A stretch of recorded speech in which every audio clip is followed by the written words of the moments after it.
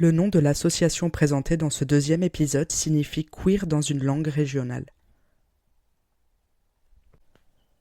Concernant certains acronymes et noms de structures, un lexique est disponible en description de cet épisode. Cet épisode va faire mention de violences envers les personnes et les lieux queer. Salut, c'est Sam, et vous écoutez Nos lieux et nos luttes.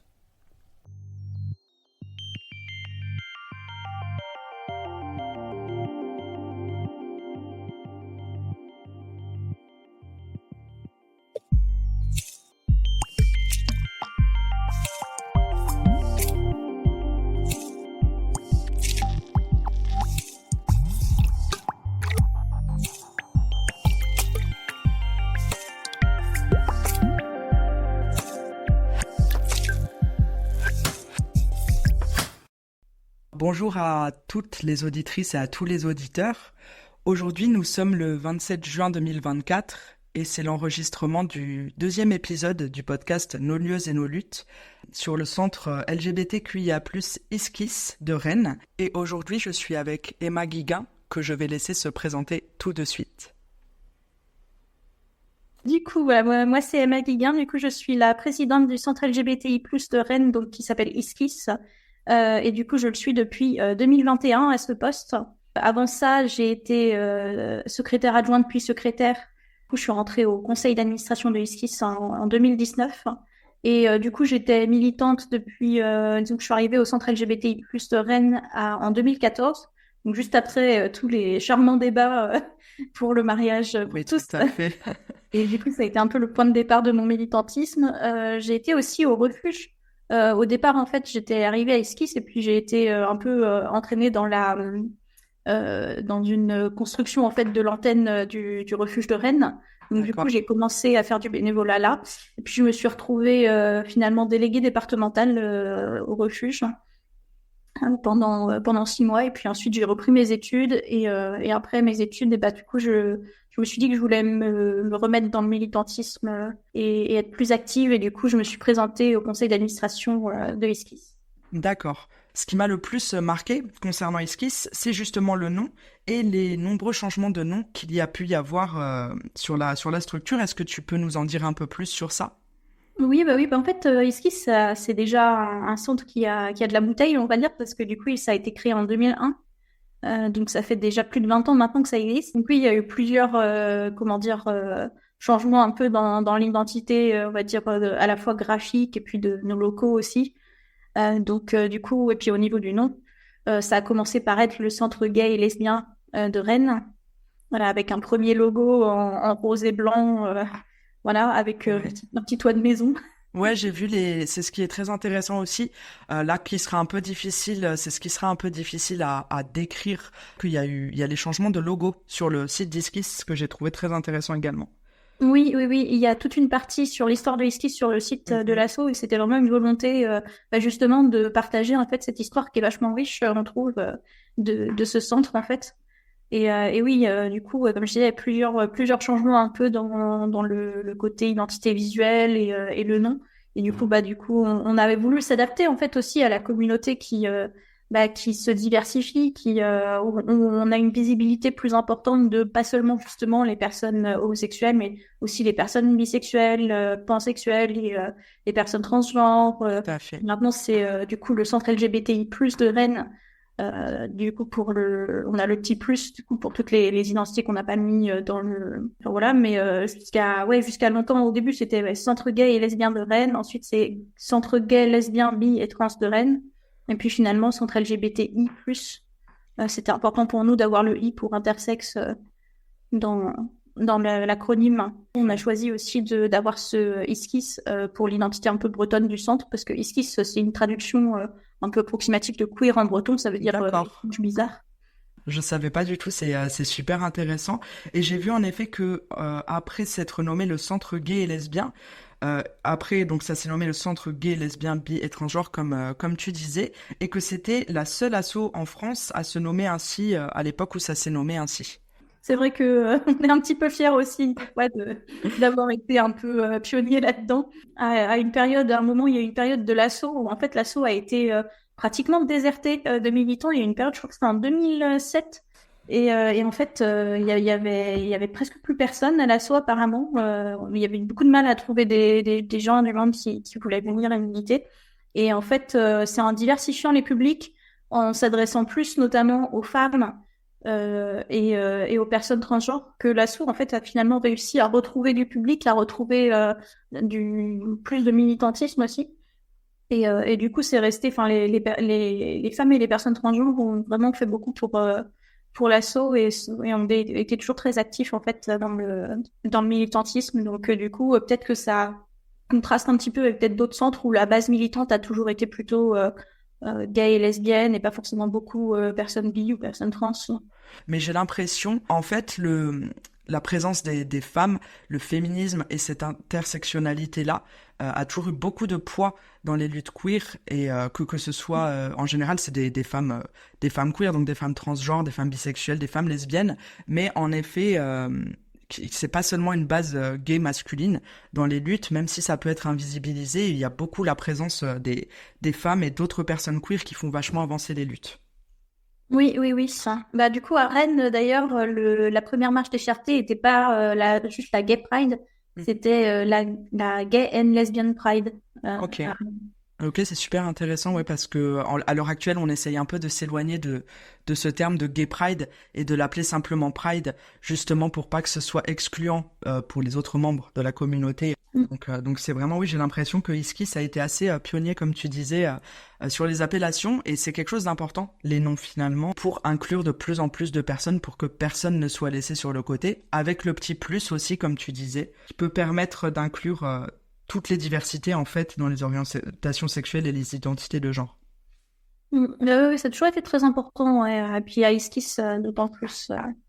Je trouve que on a quand même réussi à être assez pionnier dans l'inclusivité et puis aussi du coup encore aujourd'hui du coup on fait toujours des efforts là-dessus. On n'est jamais inclusif à 100%. Il faut toujours continuer à faire des efforts là-dessus. Notamment, bah, justement, nous, quand on s'est installé dans nos locaux actuels, on a demandé à la mairie notamment d'installer une rampe pour que les personnes en fauteuil puissent venir à l'assaut. Et au début, la mairie était en mode, ah bon, vous voulez une rampe, mais pourquoi? Alors que c'était un bâtiment public qui était censé déjà être mis aux normes. Oui, tout à fait. Bah, nous, on a dit, bah oui, on va accueillir du public, oui, oui. des handicapés, donc. Tout à fait, ouais, très important à souligner parce que comme tu le dis, ça devrait l'être, mais ce n'est pas toujours le cas dans la théorie et la pratique de la loi. Donc, on était sur 2007, manque de bénévoles, de ce que j'ai vu sur le site, donc un petit peu un ralentissement. En 2010, un nouveau CA, une redynamisation, un peu d'Iskis et du centre LGBT. Ce que j'ai vu aussi, c'est les déménagements. C'est-à-dire que j'ai vu qu'il y avait eu 3 déménagements depuis la création en 2001. Oui, oui, oui. Bah, c'est vrai que je vais pas vraiment parler de la création, mais en fait, oui, 2001. En fait, il y avait une marche des fiertés à Rennes depuis 1996, et en fait, c'était le collectif de militants qui était à l'origine de cette marche des fiertés qui s'est dit, ce serait bien quand même d'avoir un lieu où on puisse déjà s'organiser pour un peu une base militante en fait, un peu, et aussi où on puisse accueillir du public en fait. Et oui, il y a eu un premier centre d'abord qui était du coup. 23 rue des C'était Grillons, dans un j'ai quartier vu. de Rennes qui était un peu excentré. Donc, Ouais. c'était pas le truc le plus accessible non plus à ce niveau-là. Mais après, il était pas très loin du métro. Donc ça, c'est toujours été bien. Puis c'était vraiment tout petit. Mais c'était un premier pas en 2001. Et puis ensuite, on a déménagé à Villejean, c'était dans une ancienne école qui, du coup, Tout à fait. sont à la ville de Rennes. Ouais, 3 rue de Lorraine, donc à ce moment-là, dans les anciens locaux de l'école Kennedy. Et en fait, on avait une grande salle de convivialité, plus un petit bureau d'écoute et puis un petit bureau de travail pour le CA. C'est pas énorme, surtout que à ce moment-là, moi, quand je suis arrivée, on pouvait déjà recevoir des permanences avec 40 voire 50 personnes. Et très vite, on s'est retrouvés même juste hors norme au niveau sécurité incendie, tout ça. Donc du coup, on a demandé pendant plusieurs années un changement de local, mais les locaux du coup associatifs, ça vient pas comme ça. C'est toujours compliqué. La ville, surtout à Rennes, le tissu associatif est vraiment très très dynamique et tout ce qui est bien.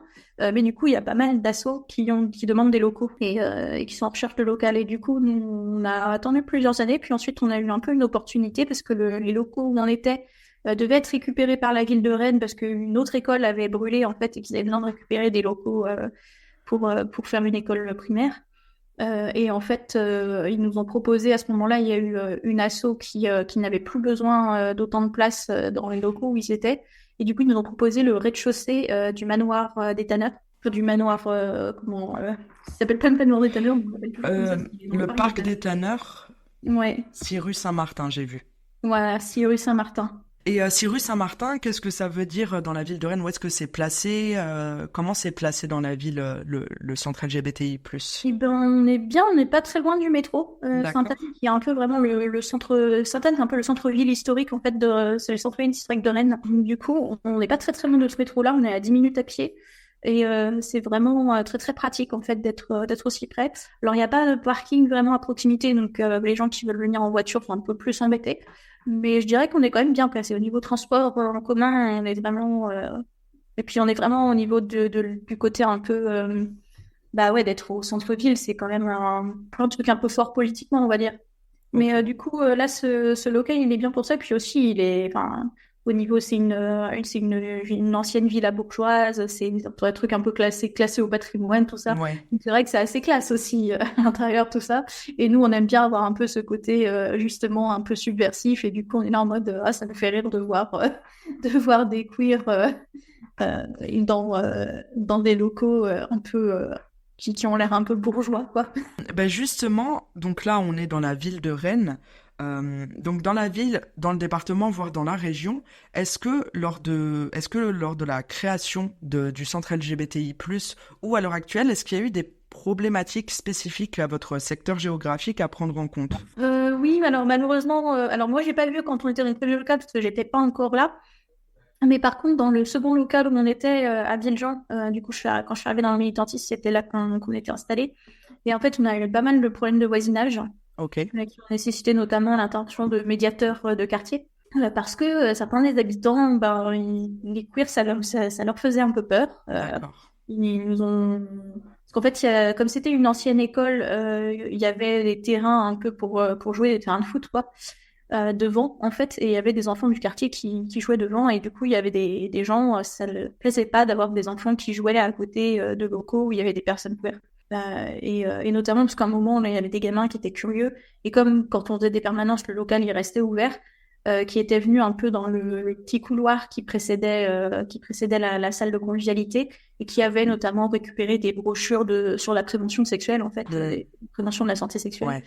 Et du coup, qui avaient ramené ça chez eux et leurs parents étaient en mode, oh mon Dieu, vous essayez de corrompre nos enfants et tout. Bon, mais ça n'a pas invité à rentrer, c'est eux qui sont Oui. venus de vos brochures. Voilà, et puis il y a eu aussi un incident où un homme est venu un peu agresser des militants parce que, en gros, il y avait une personne qui venait aux permanences avec son enfant, parce que bon, dans les personnes queer, on a aussi des enfants. Bien sûr. Il y avait une personne qui venait aux permanences avec son enfant, et puis du coup, bah, il y avait des militants qui jouaient, qui l'avaient un peu emmené dehors pour jouer au foot, en fait. Et du coup, en voyant des gens queer qui jouaient au foot avec un enfant, le mec s'est emporté en mode oh là là, je le savais, vous êtes des espèces de pédophiles qui voulaient corrompre les enfants et tout. Et ça avait été assez compliqué de faire descendre un peu en pression à ce moment-là. Ouais, ouais, j'entends bien. Ben ça, c'est justement un sujet dont on va parler plutôt en quatrième partie parce que bien que j'ai fait des recherches sur les différentes structures que j'interroge, ben chaque structure en fait a malheureusement des anecdotes de violence ou de rejet à raconter. On y reviendra un peu plus tard. Justement, là on parlait de la brochure sur la prévention en santé sexuelle. Du coup, je voulais savoir à Esquisse, quel service vous proposez? Voilà, quelles actions sont proposées par le centre LGBTI+ de Rennes? Et ben du coup, Iskis, ça s'est voulu au départ surtout comme un lieu, alors à la fois une base militante pour faire du militantisme. Mhm. Donc on a toutes les activités militantes un petit peu. Alors du coup, on fait notamment des réunions de bénévolat. On prépare la marche. Alors du coup, c'est Iskis qui s'occupe de chapeauter en fait l'organisation de la marche des Clartés de Rennes chaque année. On participe aussi à d'autres manifestations organisées par d'autres associations. On intervient en milieu scolaire et du coup auprès aussi des professionnels. Alors ça peut être des professionnels de tout bord professionnel. Ça peut être on fait pas mal de travail de formation de travailleurs sociaux en ce moment. D'accord. Mais aussi ça nous est arrivé de former du personnel scolaire. Tout ça, donc beaucoup sur les questions de genre. En ce moment, c'est beaucoup des formations qui nous sont demandées, les formations sur les questions de genre.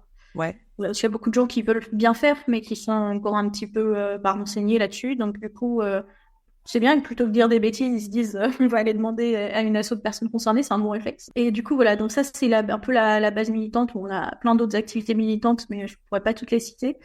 Et sinon, on a aussi tout un volet sur l'accueil, en fait, des personnes LGBTI+, et de leurs proches. Enfin, et ben du coup, il y a ce côté où on essaie d'être ouvert, par exemple, on est ouvert tous les mercredis pour faire des permanences, du coup, pour en fait accueillir les gens qui peuvent être notamment un peu isolés socialement. Et du coup, c'est juste un moment où on peut recevoir de l'écoute, où on peut se poser avec un thé, lire, on peut discuter avec d'autres personnes, on peut faire un jeu de société.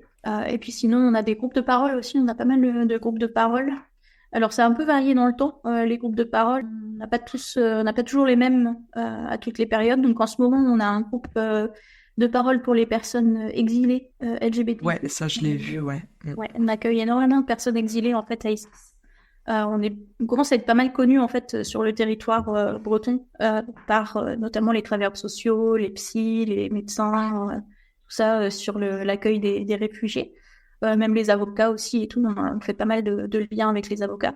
Et en fait, du coup, il y a pas mal de gens qui nous orientent, des personnes exilées LGBTI+, qui justement, pour le coup, sont très très en demande de sociabilisation, et puis d'un peu d'écoute, d'écoute psy, même si nous, on n'a pas de psychologue et on se substitue pas à un suivi, aide quand même énormément de personnes de pouvoir juste se confier un peu sur leur histoire et ce qu'ils ont pu traverser.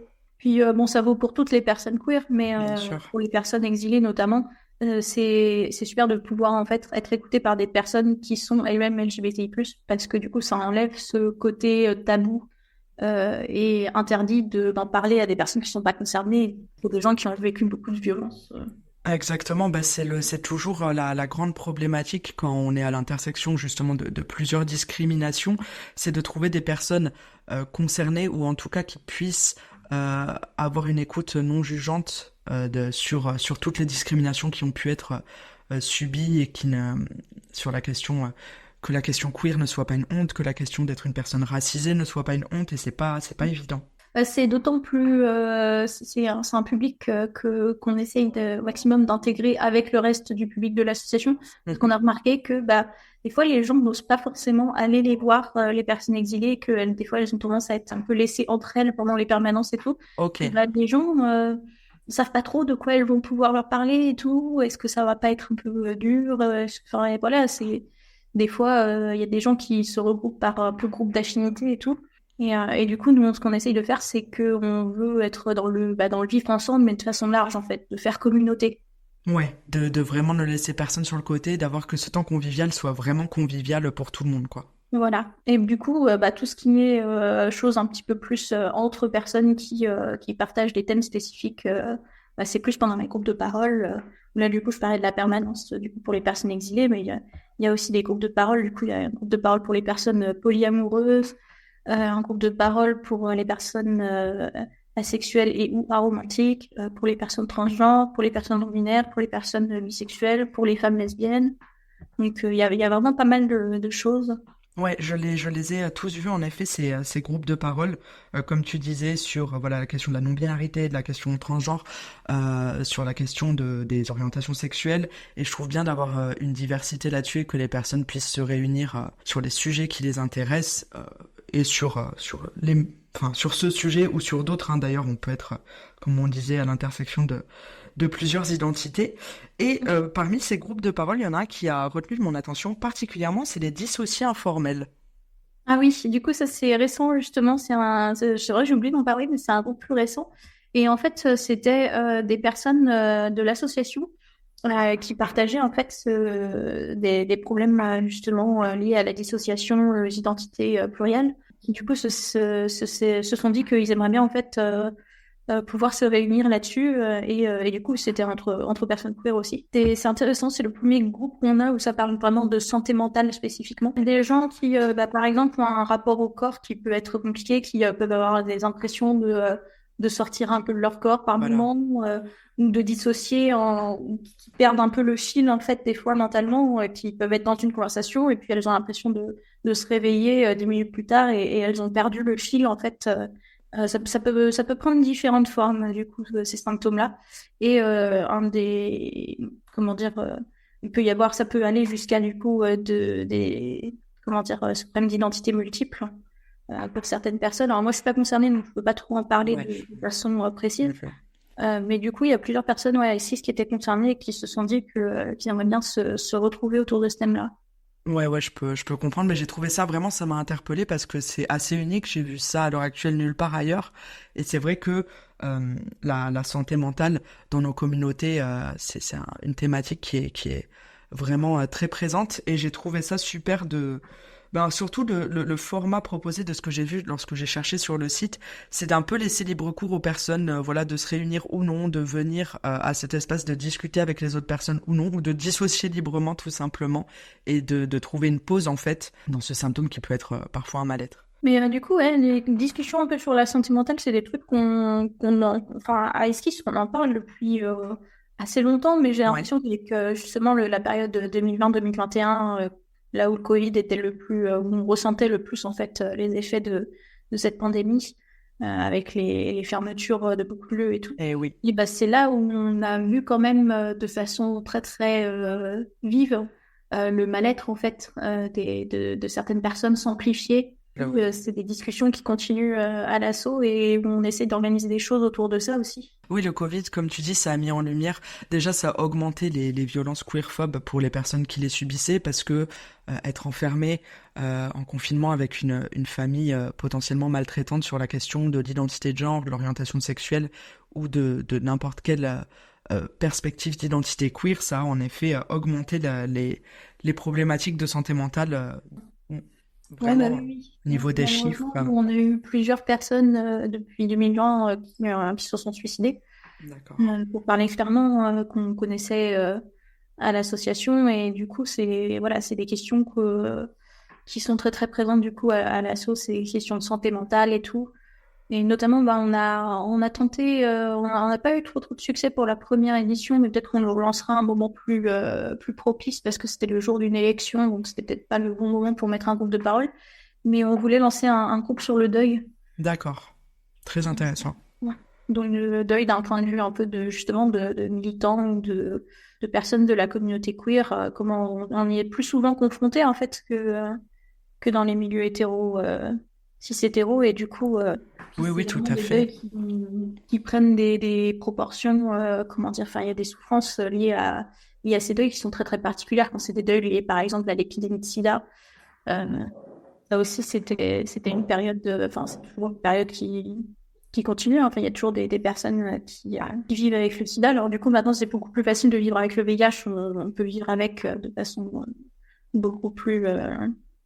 Enfin, c'est beaucoup moins angoissant qu'à une certaine époque. Oui, tout à fait. Les traitements font que, à l'heure actuelle, il y a eu quand même une évolution. La sérophobie persiste. Les personnes vivant avec le VIH peuvent toujours être stigmatisées dans leur vie amoureuse, sexuelle, etc. Mais une personne qui a qui vit avec le VIH mais qui est sous traitement à l'heure actuelle et ne le transmet plus et a une espérance de vie identique ou quasi identique à celle d'une personne séronégative. Voilà. Mais il y a beaucoup de solitude dans une partie de la population, notamment des hommes gays et bisexuels d'un certain âge, parce que il y en a beaucoup qui ont perdu en fait des amis Tout à fait. à cette époque-là, et du coup il y a plus de solitude, de problèmes comme ça chez ces personnes-là. Et puis du coup il y a d'autres groupes qui sont touchés par le deuil. Il y a les personnes exilées. Beaucoup ont perdu en fait des gens. Ça peut être pendant le parcours d'asile ou avant à cause des discriminations. Ils ont perdu des amis, ils ont perdu des amoureux. Donc, c'est aussi des personnes qui ont connu ce deuil-là de façon assez violente. Bon, voilà, donc, puis, tout ce qui est lié à la santé mentale et notamment, comme je parlais des personnes militantes qui, des fois, malheureusement, se suicident et ça arrive. Et on commence à en parler, je trouve, dans la communauté. Mais on est encore un peu... mais on ne sait pas encore forcément très bien comment gérer ça, j'ai l'impression. Ouais, c'est toujours compliqué parce qu'en effet, comme tu disais, au niveau santé mentale, suicide, les personnes LGBT, ils sont plus sujettes de par justement les violences et les discriminations qui peuvent découler du fait d'être queer. Et c'est vrai que l'appréhension du deuil dans ces circonstances-là, il y a des facettes en plus qui sont pas évidentes à mettre en lumière. Et J'ai l'impression que même quand on ne connaissait pas les personnes, ça nous touche quand même de façon des fois assez... je sais que par exemple, quand il y avait eu ce petit gamin-là, Lucas, qui s'était suicidé à cause du harcèlement à l'école, Mhm. ben, ça a touché énormément de gens qui ne connaissaient absolument pas cet enfant ou sa famille. Tout à Mais c'est fait. juste que ben, ça venait résonner avec des choses que des personnes avaient vécues. Et comme on est une communauté, ben, on se sent aussi... c'est comme si un membre de la communauté avait disparu aussi, quoi. Donc, du coup, on se sent touché quand même. Ouais, je suis 100% d'accord. Puis ça nourrit une certaine colère. Je sais que les associations, voilà, comme tu dis, quand on est militant, militante, les structures ou même les personnes physiques vont vachement se mobiliser suite à des événements de la sorte, parce qu'on se dit, en tant que personne queer ayant subi ou subissant encore des discriminations, en 2024, qu'un jeune se suicide parce qu'il y a eu du harcèlement scolaire qui était connu, etc., c'est quand même vachement questionnant, quoi. Bah oui, oui, c'est vrai que nous, on a l'impression d'être d'être sur le terrain, de lutter contre et tout. Et des fois, on a l'impression que bah, les services publics, les moyens publics ne nous suivent pas, en fait. Tout à fait, ouais. Ça, je peux l'entendre. Ben, on va y revenir tout à l'heure, justement aussi. Est-ce que justement, sur la santé mentale, est-ce qu'il y a quand même des orientations vers des psychologues, vers des structures, de santé mentale qui ont des connaissances aussi sur les questions queer? Oui, un petit peu. Alors du coup, ça dépend un peu des publics, mais par exemple, on a des professionnels de confiance en fait qui suivent des personnes LGBT qu'on connaît, où on peut se transmettre un peu les noms entre nous. On a une petite liste informelle qu'on peut transmettre si les personnes nous demandent. Et on a aussi, du coup, pour les personnes très précarisées, à Rennes, il existe un service de santé qui reçoit surtout les personnes exilées, mais qui peut aussi recevoir des personnes juste, par exemple, sans domicile fixe, qui s'appelle le réseau Louis Guillou et D'accord. qui s'occupe alors de la santé sous tous ses aspects, mais notamment il y a des psychologues et des psychiatres qui suivent les personnes exilées qui souffrent toutes plus ou moins de troubles du sommeil et de stress post-traumatique. Ouais, bien sûr. Ok, d'accord. Donc, ouais, quand même, même s'il n'y a pas de psy esquisse directement, quand même, voilà, des orientations. Et sur l'aspect du public aussi, on parlait, tu disais tout à l'heure, tu as évoqué les personnes queer et leurs proches. Concernant donc le public, comment il a évolué au fil du temps? Et j'ai une question aussi spécifique sur les personnes proches, donc les amis, la famille, etc. Est-ce que les personnes proches des personnes queer visitent plus le centre, ont plus de questionnements, se dirigent plus vers le centre sur leurs différents questionnements? Qu'est-ce que tu en penses? Alors ça dépend. Pour les permanences et les activités, on est, je dirais, à plus de 90% entre personnes queer. Ouais, Ça ne change pas, même si ouais. il y a pas mal d'activités qui sont ouvertes à tout le monde, donc il pourrait y avoir des amis ou de la famille des personnes qui viennent. Par contre, il y a quand même pas mal de proches qui peuvent nous contacter, notamment les parents de jeunes personnes trans. Ok. Des fois, nous envoient des mails, c'est plus ou moins désemparés, plus ou moins, ils en sont plus ou moins loin dans leur parcours d'acceptation de la transidentité ou de la non-binarité de leur enfant. Mais du coup, ouais, on est toujours content quand ils nous sollicitent parce que ben, justement, on est là pour un peu aider comme ça et puis pouvoir donner des renseignements et des fois, on les reçoit ensemble d'ailleurs pour un petit entretien pour discuter et tout, pour rassurer un peu aussi que bah ouais, être trans, c'est pas une catastrophe, que leur enfant, il va très bien aller s'il est soutenu et voilà. Tout à fait, bah, c'est justement, sans le savoir un peu tapé dans le mille avec ce que tu décris là, parce que c'est ce que j'ai pu remarquer moi-même dans mon militantisme et parmi d'autres centres LGBT avec qui j'ai discuté de manière un peu plus informelle, cette question voilà des parents qui n'y connaissent pas forcément grand-chose sur la question transgenre, mais qui quand même se tournent vers les associations, comme tu dis, de manière plus ou moins désemparée, avec plus ou moins d'acceptation dans des phases différentes de leur parcours d'acceptation. Mais c'est quelque chose qui arrive de plus en plus, j'ai l'impression, et c'est important à souligner parce que c'est des thématiques où c'est vrai qu'on en parle de plus en plus, mais on n'en parle pas tout le temps. Les personnes, elles ne comprennent pas tout le temps ce qui se passe. Mais l'important, je pense que c'est que les parents ou les proches puissent se tourner vers des structures pour comprendre le plus, pour que les personnes queer en face souffrent le moins possible de discrimination. Bah, nous, on est toujours super heureux quand ils viennent nous contacter, nous. Parce qu'en fait, il y a tellement de désinformation en ce moment. Tout à fait. Enfin, c'est vraiment une catastrophe. Oui. Il y a des groupes de lobbying anti-trans qui sont très, très puissants et qui ont beaucoup de moyens. Et malheureusement, qui sont arrivés jusqu'en France. Ça a été un mouvement anglo-saxon, enfin, outre-Manche, du coup. Et maintenant, c'est beaucoup arrivé en France parce que, bon, bah, forcément, les extrêmes, l'extrême droite, ils se parlent entre eux.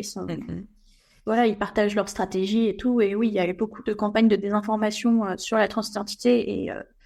Et du coup, les gens peuvent très vite tomber, des parents désemparés peuvent très vite tomber en fait dans ces groupes-là. Tout à fait. Du coup, donc quand les parents ils viennent nous voir à la place, ben, on est content parce que bah, c'est des parents de moins qui vont oppresser leurs enfants. Bien sûr. Des fois, en pensant bien faire. Exactement. Exactement, oui, selon l'interlocuteur ou l'interlocutrice vers qui on se tourne, les réponses pour la personne queer en face, elles vont être drastiquement différentes. Concernant donc voilà toutes ces actions, etc., au niveau bénévole et salarié, à Esquisse, à l'heure actuelle, combien il y a de salariés, combien il y a de bénévoles, et comment ça a évolué aussi à travers le temps? On disait qu'en 2007, tout à l'heure, il y avait eu une petite baisse. Voilà, quelle a été l'évolution de tout ça, et combien de personnes sont mobilisées à peu près à l'heure actuelle au sein d'Esquisse? Et ben, ça a bien changé parce que là, la mobilisation, elle est pas trop mal. Alors après, on aurait toujours besoin de plus de bénévoles, c'est sûr. Ce qui nous a poussé d'ailleurs parce qu'en fait, il y a de plus en plus de gens qui viennent nous voir avec des demandes, avec des fois de la détresse aussi. Le public queer qui vient dans les centres LGBTI+, en tout cas le nôtre, il est de plus en plus précarisé, souvent jeune. Voilà, et du coup, plus les gens sont précarisés, et plus c'est difficile des fois pour elles de se mobiliser en fait et de militer. C'est dur quand on n'a pas une situation stable, quand on est très pauvre, quand on est en demande d'asile, quand on est en parcours de transition, de pouvoir avoir du temps à consacrer en fait au militantisme. Donc même si on a pas mal de gens qui militent quand même, on a besoin de soutien beaucoup.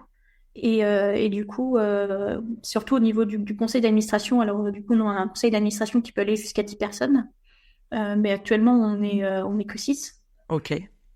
Et du coup, on a été moins, on a été 5, ce qui est le minimum un peu pour nous pour fonctionner. Ok.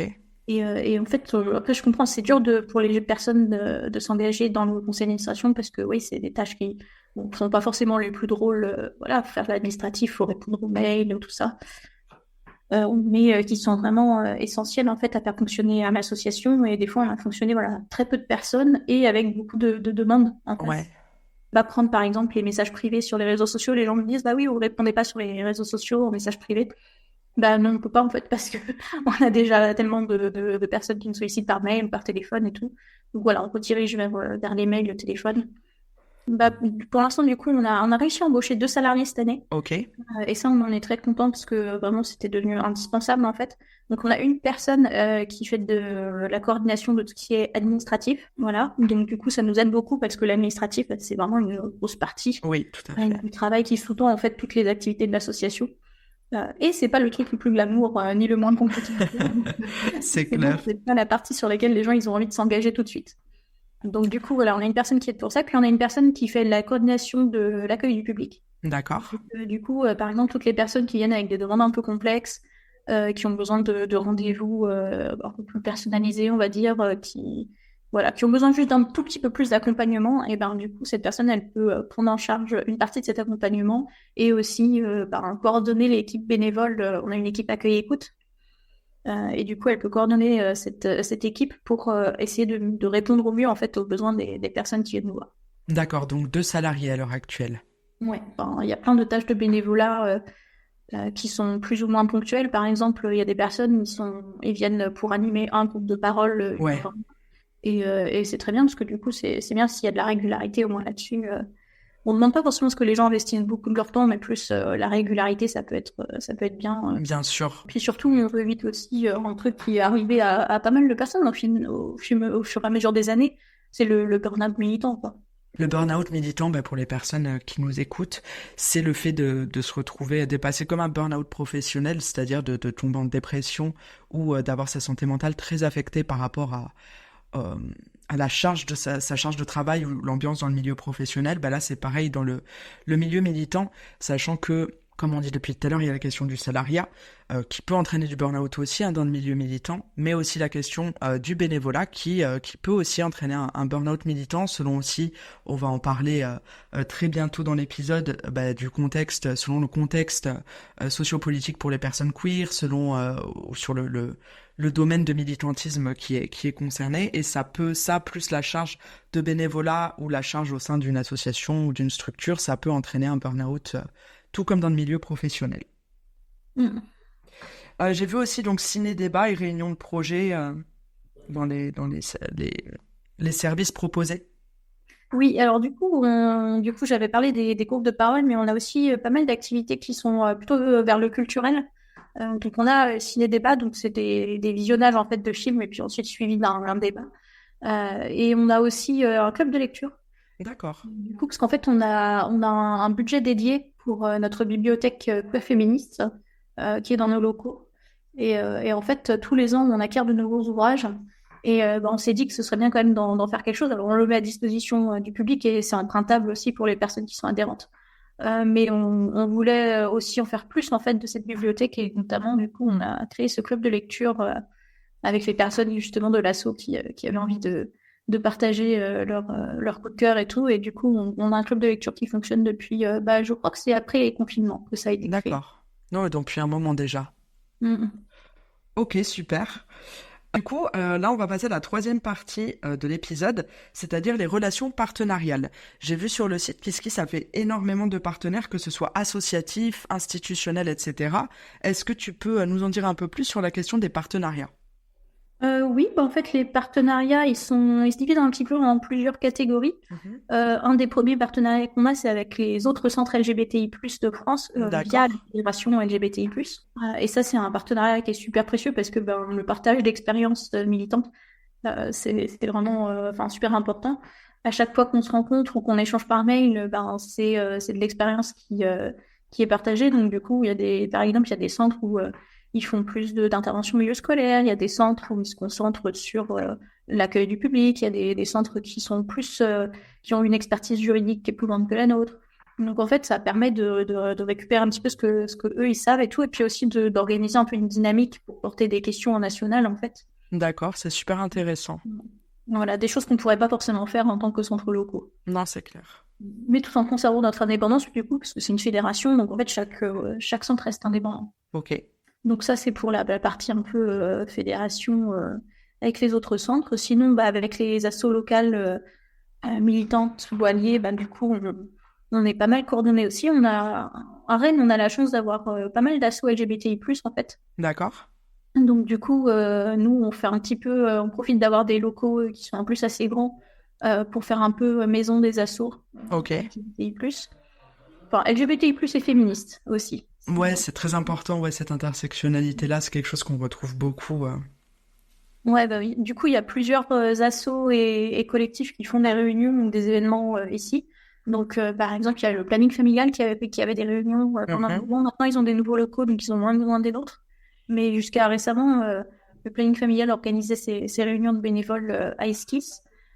Sinon, il y a en asso féministe, il y a aussi les Pétrolettes, qui est une asso de personnes travailleuses du sexe Ok. qui milite beaucoup sur ces sujets-là, contre les violences faites aux femmes et notamment aux travailleuses du sexe. Qui du coup a une permanence tous les vendredis à Esquisse.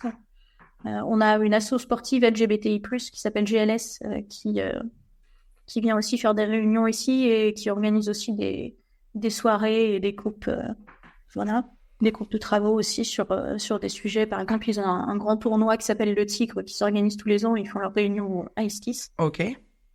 Donc voilà, au niveau du tissu associatif LGBTI+, féministe et tout, c'est pas mal ici. On arrive à bien se coordonner pour partager aussi le local avec d'autres associations. Mhm.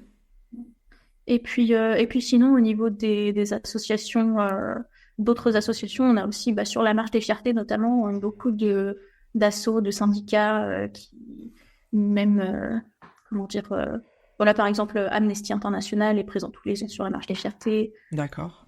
On a travaillé aussi à faire des ciné-débats ensemble, des moments. Notamment, il travaillait beaucoup sur la situation en Pologne, Amnesty International des LGBT en Pologne. J'ai fait un ciné-débat dans un cinéma local avec eux. Voilà, puis on développe aussi pas mal maintenant des relations avec des assos ou des collectifs qui sont sur des sujets précis. Bah, par exemple, là, on a une asso juridique qui s'appelle l'Association d'aide juridique d'urgence, où on a participé à leur assemblée générale récemment, parce qu'en fait, c'est une association qui propose de l'aide juridique pour les personnes qui sont vraiment éloignées du droit. D'accord. Comme nous, on a énormément de personnes fragilisées à ce niveau-là, qui sont éloignées de beaucoup d'institutions, bah, du coup, c'est des partenariats qui sont précieux.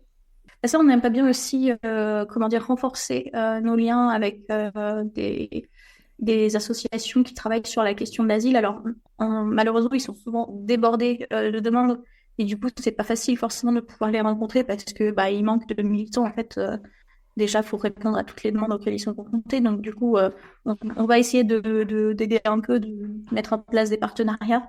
Ok. Et on sait que c'est pas forcément toujours facile pour eux de mettre de côté du temps là-dessus. Non, c'est clair. Mais voilà, et puis sinon, oui, j'ai pas parlé des partenariats plus institutionnels aussi, donc notamment au niveau des subventions, on demande des subventions à notamment la ville de Rennes, la région, et puis la DILCRA aussi, qui est la mission interministérielle de lutte contre les discriminations. Donc ça, c'est un peu des partenaires institutionnels au niveau des subventions, mais du coup, la ville de Rennes, c'est pas non plus seulement un partenaire institutionnel au niveau des subventions. Il nous aide aussi des fois à organiser des événements, donc notamment la marche des fiertés, au niveau de tout ce qui est du matériel, des demandes d'occupation de l'espace et tout. Il nous aide pas mal à trouver des choses, des solutions. Par exemple, quand on a commencé à avoir des grosses canicules à Rennes et que justement en juin des fiertés, ça tombe souvent là, les canicules, il y a un peu des solutions pour protéger les gens de la chaleur pendant la marche, tout ça. Donc voilà, du coup, c'est un partenariat qui est vraiment intéressant quand même de pouvoir se coordonner avec la ville dans laquelle on est. Ouais, Et ouais, puis, tout à fait. enfin, c'est leurs locaux dans lesquels on est. Et du coup, ils nous font un prix associatif en fait sur le loyer. Comment ils sont les locaux, comment ils sont pensés physiquement, tu pourrais les décrire? Alors du coup, on a deux grandes salles qui servent à certains moments pour de la convivialité, à d'autres moments pour des réunions. Alors voilà, où il y a pas mal d'endroits aussi où on peut poser de la documentation. On a un mur, notamment dans une des salles qui est avec plein de petites pochettes pour mettre des flyers. Et du coup, on a un peu un mur à flyers dans une des pièces. On a aussi dans une de ces pièces une zone de gratuité où les gens peuvent déposer notamment, il y a beaucoup de gens qui déposent des vêtements, mais on peut déposer aussi autre chose. Et du coup, ça permet à des personnes de pouvoir en fait prendre des vêtements d'autres choses gratuitement. Et sinon, alors du coup, on a ces salles-là. On a aussi toujours du matériel de prévention en santé sexuelle qui est disponible dans ces salles-là, qui sont juste posées sur les meubles, qui sont à disposition gratuitement. Donc, on a des capotes internes et externes, du gel lubrifiant, des gants, des digantaires, tout ça, quoi. Ok, ouais, tout le matériel de prévention en santé sexuelle. Voilà. Ok. J'ai vu ouais, que Aide et Enips, du coup, étaient des partenaires privilégiés à ce niveau-là. Ouais, oui, oui. Notamment en matériel, on prend beaucoup de choses avec Ed. D'accord. Voilà, ils nous fournissent pas mal de choses. Sinon, du coup, on a ces deux grandes salles-là. On a notre bibliothèque aussi, qui est pas une salle à part. C'est en fait, elle est pas complètement coupée. Du coup, il n'y a pas de porte. C'est juste une salle dans laquelle on peut rentrer, qui est juste à côté d'une des salles de convivialité. Et en fait, elle est vraiment recouverte d'étagères avec des livres. Donc, c'est une belle bibliothèque pour le coup, qui était déjà là quand on s'est installé. Du coup, c'est une bibliothèque, voilà, c'est creusé dans les murs, quoi. Et du coup, elle est vraiment belle. Et ça rend bien avec tous les livres qu'on a maintenant. C'est vraiment très cool comme endroit. Et c'est là où les gens peuvent un peu s'isoler pendant les permanences pour lire tranquillement, s'ils n'ont pas envie d'être avec tout le monde, avec le bruit, tout ça. Ben, merci pour cette précision. On va passer, maintenant, on en a un peu discuté tout à l'heure par rapport au fait que tu parlais d'une personne qui avait accusé les militants et militantes d'Iskis d'être des pédocriminels en les voyant jouer au foot avec un enfant. On va parler un peu, malheureusement, c'est un peu la jeunesse de ce projet, des violences envers les personnes queer et des attaques envers les centres LGBTQIA+, à travers la France. Est-ce que Iskis a déjà été attaqué? Est-ce que le centre a déjà été vandalisé? Les locaux, je veux dire. Oui, bah justement, en rapport avec ce dont j'ai parlé tout à l'heure, les gens qui nous avaient accusés d'être, enfin, du coup, cet homme, mais qui avait ensuite été rameuté d'autres personnes du quartier et tout. D'accord. Et ben, du coup, pendant une longue période, à ce moment-là, on a eu beaucoup de vandalisme sur le local. Il y avait des ballons de foot qui étaient lancés contre les vitres, ou des cailloux aussi, des fois, donc, D'accord. a été cassés parfois. Il y a quelqu'un qui avait donné un coup de pied dans la porte, qui avait défoncé la porte. Voilà, donc c'est arrivé plusieurs fois. La porte a été cassée au moins 2 fois. Voilà, donc du coup, au moment où on est parti de ce local, il y avait aussi ce soulagement parce que ça avait été un petit peu ça avait été un petit peu apaisé cette situation par la médiation des travailleurs sociaux du quartier. D'accord. Mais c'était quand même pas parfait.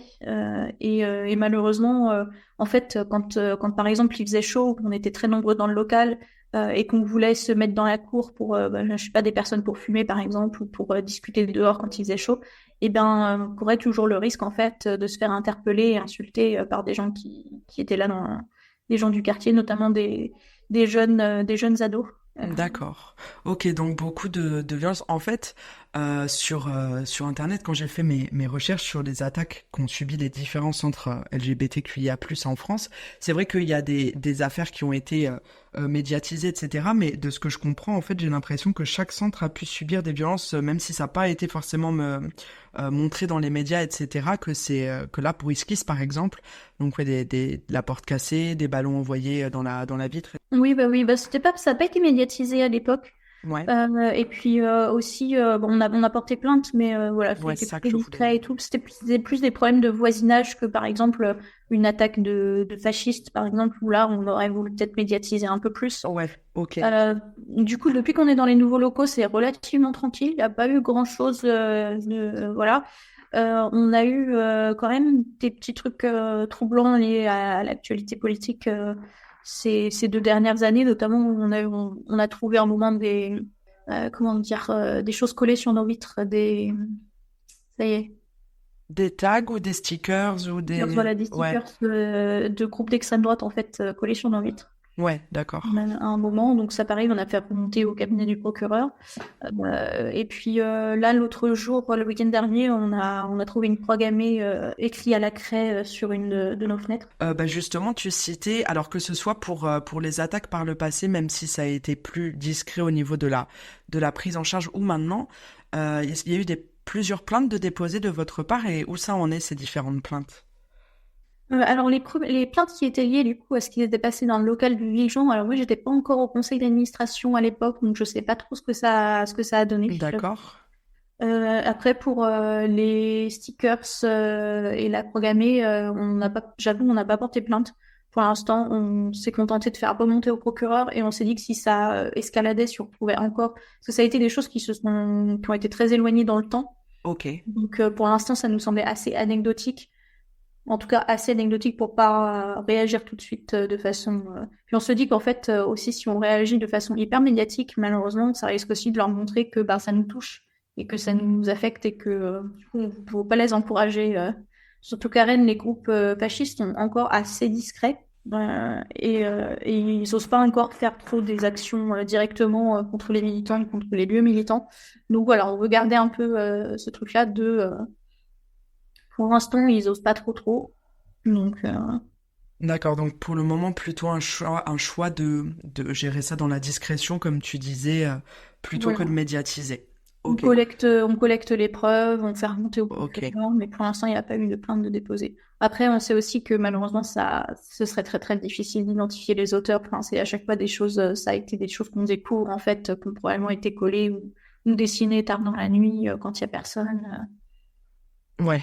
Et du coup, c'est complètement impossible de retrouver les autoristes de ces choses-là. C'est pas un endroit où il y a des caméras de surveillance en plus. Oui, voilà, oui, il n'y a pas les caméras, les preuves seraient très difficiles à mettre en place. Ok. Du coup, est-ce que pour toi, parce que comme tu le sais, ça n'a pas dû t'échapper, les violences LGBT-phobes selon SOS Homophobie augmentent d'année en année, selon le rapport contre les LGBTI-phobies qui sort chaque année. Est-ce que pour toi, l'augmentation de la visibilité, ça augmente aussi les violences envers les personnes queer, envers les lieux queer? Bah, je dirais que oui et non. Je pense que Mhm. il y a peut-être des gens qui voient qu'il y a de plus en plus de visibilité des personnes queer et bah, qui flippent de ça, hein, en vrai, et qui du coup deviennent se radicalisent, on va dire. Mais je pense qu'il y a aussi pas mal de choses qui sont plus visibilisées parce que les gens osent en parler en fait. Parce que avant, quand les gens se faisaient agresser, ben ils avaient honte en plus. Ils osaient pas en parler, ils n'allaient pas dire s'ils étaient dans le placard. En plus, ils n'allaient pas dire à leurs proches, ah j'ai été agressé parce que je suis Tout à homo. fait. Donc j'ai l'impression qu'il y a beaucoup de choses qui étaient mises sous le tapis au final.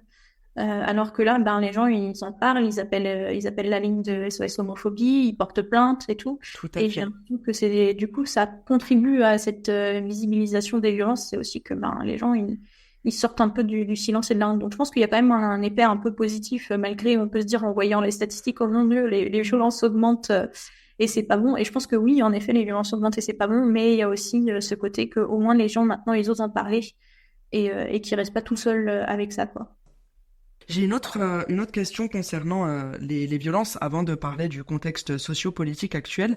J'ai vu qu'en 2022, à Rennes, un homme de 71 ans avait été victime d'attaques au couteau par son orientation sexuelle par une personne mineure et une personne toute nouvellement majeure. Je voulais savoir si Iskis avait été et informé et avait accompagné cette personne dans cet événement-là ou pas du tout.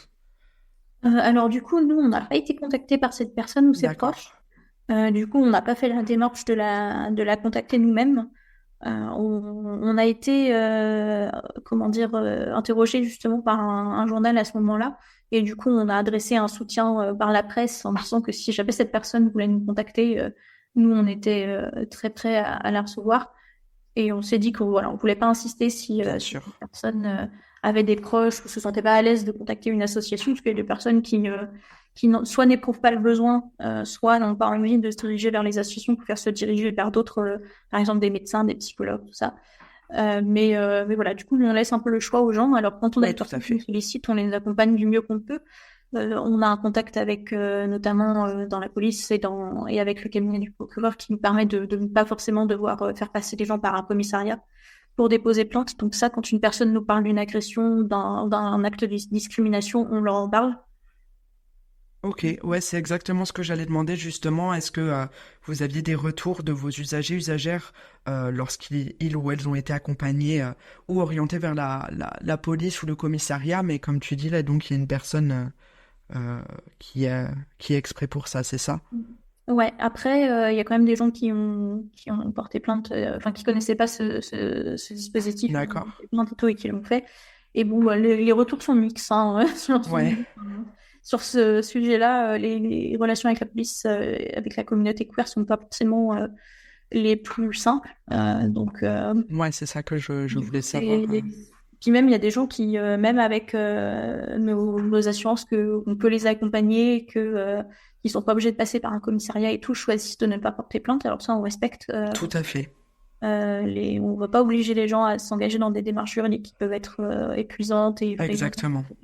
et qui vont pas forcément déboucher sur grand-chose. Hein. Il faut être clair que pour beaucoup de personnes qui sont agressés ou victimes de violences, ben, malheureusement, les choses n'aboutissent pas et les gens, ils ont plus envie de se concentrer sur ben, leur santé mentale et pas forcément de s'engager dans des démarches juridiques. Donc voilà, on informe les personnes des moyens et des outils que nous, on a pour les aider. D'accord. Et puis après, c'est à ces personnes de décider en fait ben, qu'est-ce qu'elles veulent faire avec tout ça. Oui, Des tout à fait. temps aussi. Des personnes, quand elles viennent de se faire agresser ou qu'elles viennent de subir une discrimination, ben, c'est pas forcément tout de suite qu'elles vont avoir envie de s'engager dans ces démarches-là. Donc nous, on n'insiste pas, on les laisse un peu digérer ça et voir si elles reviennent vers nous aussi avec cette envie-là. Mais des fois, les gens, ils ont d'abord besoin de se concentrer sur eux-mêmes et ensuite voir s'ils ont envie de se lancer dans ça, quoi. Ouais, je suis là encore tout à fait d'accord avec toi. Je questionne beaucoup sur voilà la notion de plainte, la notion de police, la notion en fait d'institutions, de comment les associations et les institutions peuvent ou non travailler main dans la main sur les questions des discriminations LGBT-phobes. Mais comme tu le disais, c'est important de le souligner, lorsqu'on est victime d'une violence quelle qu'elle soit, on peut ne jamais porter plainte, c'est tout à fait ok, la plainte n'est pas obligatoire, les démarches juridiques ne sont pas obligatoires, les démarches d'aller vers un ou une psychologue ne sont pas obligatoires, ou alors si pour la personne elles sont importantes, elles ne sont pas forcément proches temporellement de l'agression, c'est-à-dire que les personnes, comme tu disais, peuvent ne vouloir rien faire pendant des jours, des mois, des années, et c'est tout à fait ok. Quand on a subi une violence, l'important c'est de se préserver, et chacun et chacune a sa manière de le faire.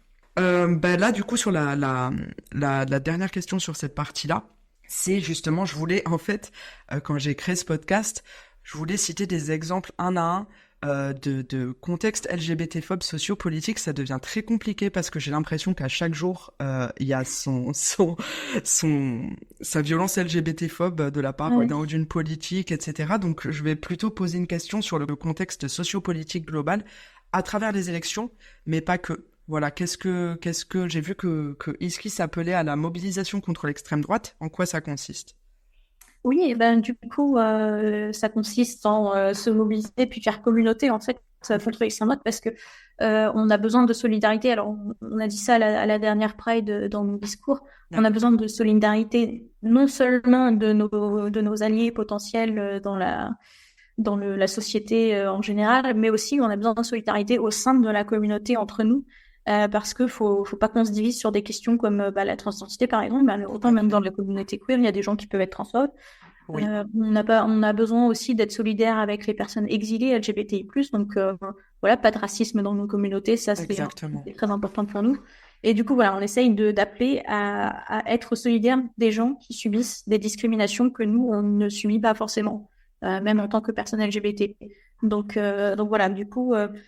Même au sein d'une même communauté, il y a beaucoup de diversité, donc il faut qu'on respecte cette diversité aussi entre nous et puis qu'on en fasse une force aussi, et justement une force contre l'extrême droite, parce que c'est ça qui est important. Enfin, l'extrême droite, c'est le fantasme d'une société très uniformisée et très une certaine image, on peut pas dire, de la citoyenneté notamment, voilà, tout ça.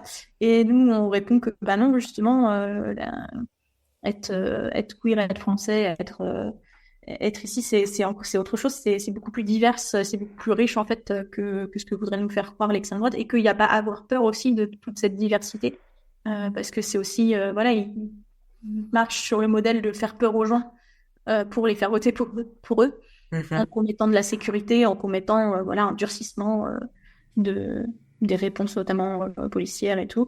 Et nous, ce qu'on veut dire, c'est que non, en fait, cette diversité, elle n'est pas là pour faire du mal aux gens, et que en fait, une société diverse, c'est peut-être une société où finalement on est plus en sécurité, une société qui justement accepte la diversité.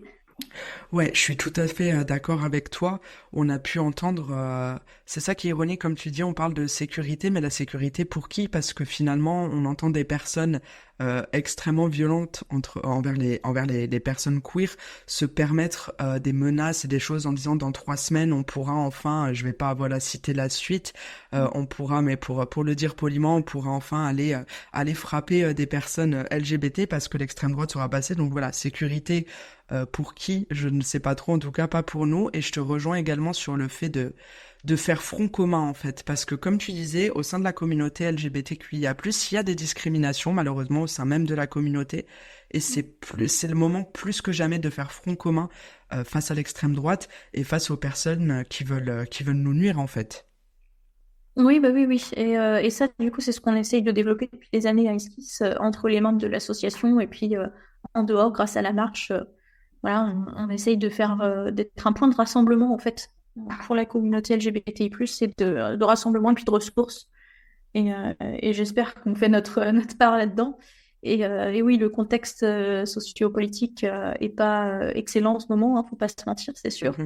Mais on essaye aussi d'être un endroit où les gens ils peuvent trouver de l'espoir, parce que quand on reste isolé face à ce contexte sociopolitique, si on va pas voir d'autres personnes concernées, si on reste seul, en fait, on est d'autant plus vulnérable Euh, et je trouve que c'est bien de faire communauté là-dessus, bah, notamment là pour les élections dimanche.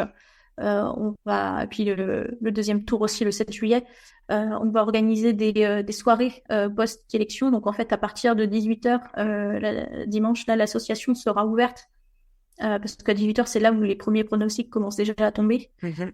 Et du coup, on va rester ouvert de 18h à minuit, en fait, dimanche soir, pour faire une soirée ensemble. On sortira voilà, du thé, des jeux de société, tout ça, pour se distraire un peu et puis pour pas rester seul, en fait, face à quelque chose qui peut être angoissant. D'accord, bah super initiative et merci beaucoup d'essayer de fédérer autour de ça et de créer du lien. Vraiment, merci à toi et à l'association Iskis pour mettre ça en place, quoi. Merci, Simon. Bah, du coup, on va arriver à la dernière partie de cet épisode, c'est-à-dire un peu les perspectives d'évolution et le bilan. C'est-à-dire à l'heure actuelle, pour Iskis, quels besoins, quelles envies, quels projets? Alors, wow, grand sujet. En fait, nous, on est dans une dynamique qui est plutôt positive au niveau local. On développe encore de plus en plus de partenariats. Les activités, il n'y en a jamais eu autant et il y a toujours des nouvelles activités de proposer. Au niveau des besoins, bon, bah, évidemment, bénévoles, militants, on a toujours besoin de personnes qui s'investissent. Enfin, là, c'est vraiment, c'est même crucial. Je pense que c'est le truc le plus crucial pour l'instant, nous, au niveau des activités de l'association, c'est maintenir cette dynamique. Pour maintenir cette dynamique, justement, on a besoin de bénévoles et de militants qui ont pas peur de s'investir, voilà, qui ont envie de prendre un peu des décisions, un peu de. Je trouve que c'est assez, comment on dit, empowering en Ouais, français. ouais. Empouvoirant apparemment en Pouvoir, français. voilà.